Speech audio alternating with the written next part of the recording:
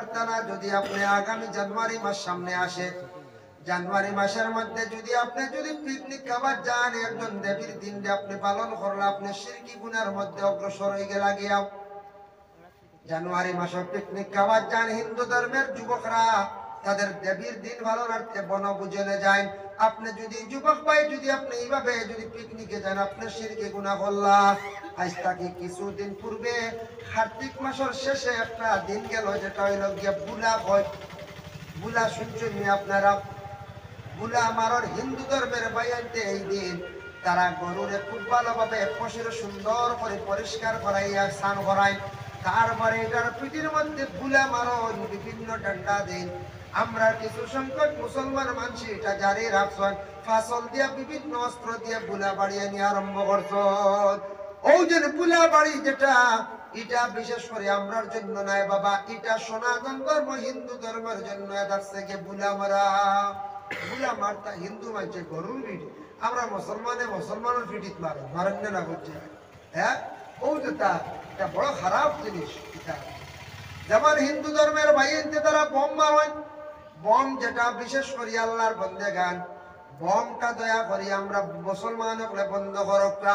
Election হওয়ার পরে আমরা মেম্বার জিতে গেছেন, যারা আর এইসব এরার বাড়ি গিয়া ছিড়াইয়ার একটা টন বোম মারিয়ার ইলা হয় কোনো কোনো জায়গা। হ্যাঁ, বোম মারটা বিয়া তো মারটা এটা ইসলামও নাই, এটা আমরা বন্ধ করতাম। আমরা হই বলে বোম মারলে তো কি তো হয়েছে, আওয়াজ করছে।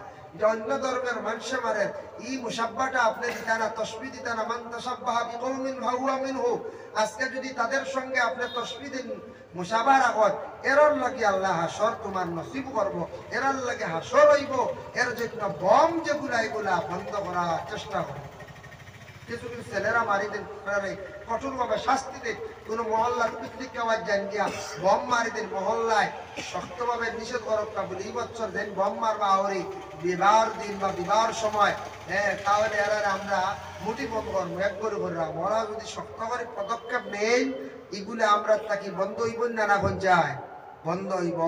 এর লাগি দয়া করিয়া এটা আমরা মুসলমান থাকি উঠিত, আমরা মুসলমান, আমরা শুধু মুসলমান, কিন্তু আমরার মধ্যে কিছু ইহুদ না ছাড়া অন্যান্য ধর্মের মানুষের জিনিস যেটা ওটা আমরা ধরছি, পাকড়িয়া ধরছি। আমরা কালচারটা বড় বুড়ো হয়েছে, খারাপ হয়েছে। দেখো তো আমাদের আপনাদের হাইলাকান্দি ডিস্ট্রিক্টের মধ্যে শিলচরের কিছু কিছু জায়গার মধ্যে কি আছে বলে রাত্রিবেলা বিবাহের আয়োজন। আমাদের করিমগঞ্জে বিবাহ সব হইল দিনের বেলা, আপনাদের হাইলাকান্দিতে রাত্রিবেলা। দিনের বেলা এটা বন্ধ চালু হয়েছে না, বেশিরভাগ রাত্রিবেলা।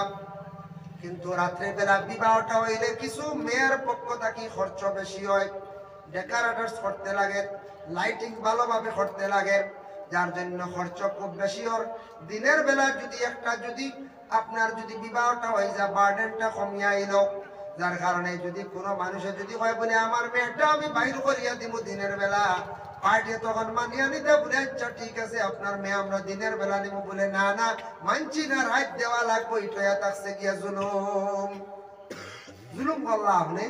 রাত লাইটিং একটা করছো, এবার 5-7 হাজার যায়, জি 10,000 হইতে পারে লাইটিং। হ্যাঁ, ওজন ফাঁসির একটা জুলুম হইল।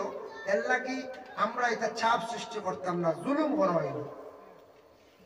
এর জন্য বিশেষ করিয়া আরেকটা জিনিস আপনাদের হাইলাকান্দি ডিস্ট্রিক্টের মধ্যে রেওয়াজ আছে, শোনা যায় যে জামাই পরের দিন যখন সাজিয়া নসার বাড়ি মানে মেয়ানার যাইতা, আগর দিন মেয়ের বাড়ির থেকে একটা খালি ফাটাইয়া দেওয়া হয়। ওই না না হয়তো নাই, রেওয়াজ আছে। এটা আপনারা হাইলাকান্দি খালি, আমাদের করিমগঞ্জে নাই। এই যে একটা রেওয়াজ আপনাদের দেশে হয়েছে, আচ্ছা ঠিক আছে, এটা উভয়ের মধ্যে যদি মিল থাকে করক। তবে এই পরিমাণ দেখছি কোন কোন জায়গা খবর পাইছি, মানুষ কইছেন বা দেখছিও নিজে একবার, এই পরিমাণ মেয়ের বাড়ির পক্ষ থেকে সামান দেওয়া হয়, স্বামীর বাড়ি পৌঁছাইয়া দেওয়া হয়। দেওয়ার পরে এরা পুরাপুরি খাইতে পারেন না, পালাইয়া নষ্ট করতে খরচ করতে। এর লাগি মেয়ের বাড়ির একটা বোঝা উপরে উঠছে, সামান্য নিয়ে দিলে হয়। কিন্তু এই পরিমাণ নিয়ে গাড়ি না নিয়ে দিলে আবার সরম হইয়াও যে সামান নষ্ট করা হওয়ার। ও বাবা, এগুলা যে নষ্ট আর কেউ খার না খাইলে তো হালাল উঠি গেল। এইভাবে যেন একটা জিনিস নষ্ট করার ইসরাফটা খরচ করার এইভাবে ইসরাফ খরচ করলে কিন্তু এর জবাব দিয়ে একদিন হইবা। এই জন্য একটা চাপ সৃষ্টি করা এটা বড় খারাপ জিনিস। চাপ সৃষ্টি করা বলে দেখা লাগবে কম দিন হইতো না, মাছ দেওয়া লাগবে 100টা, ডিম 100টা দেওয়া লাগবো, গুস্ত আরো দেওয়া লাগবে মোটামুটি 2 বালতি বলা আছে না নেই। এরপরে আপনার ভাত দেওয়া লাগবো, তার লাগে দেওয়া লাগবো, তার লাগে দেওয়া লাগবো। মেয়ের বাড়িতে সাজাইয়া আজকে আইয়া আবার খাইতা, খাই লাইটা আইয়া দুমছে খাইতা, আগর দিন আবার খানির লাগে আরো 1 গাড়ি লাগে দিবে হচ্ছে। এমন রেওয়াজ আপনাদের হাইলাকান্দি ডিস্ট্রিক্টে আরম্ভ হয়েছে।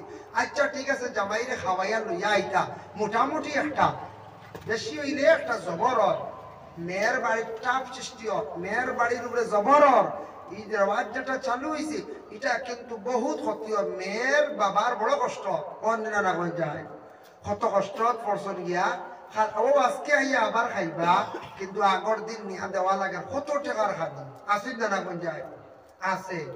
তো ও যেটা রেওয়াজ হয়ে গেছে গিয়ে, চল হয়ে গেছে গিয়ে, বন্ধ জলদি করতে পারতাম না, বেড়া লাগেছি বুঝিয়া।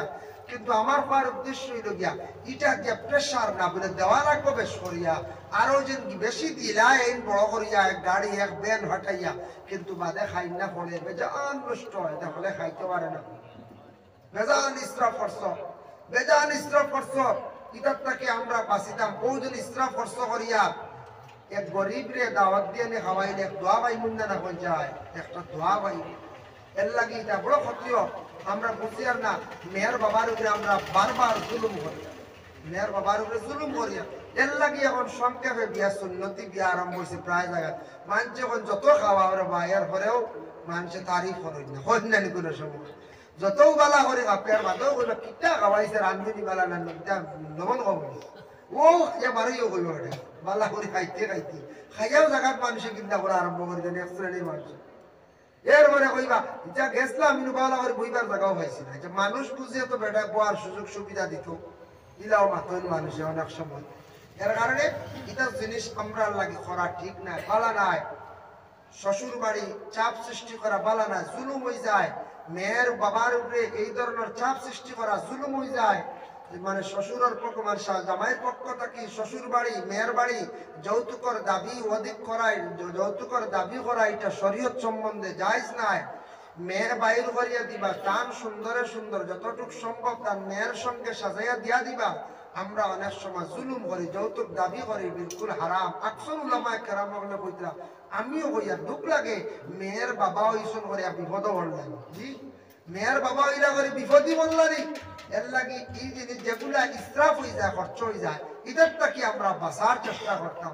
আল্লাহ আমরা তৌফিক দিত, এদেরটাকে আমরা বাঁচিতাম, আল্লাহ আমরা তৌফিক দিত।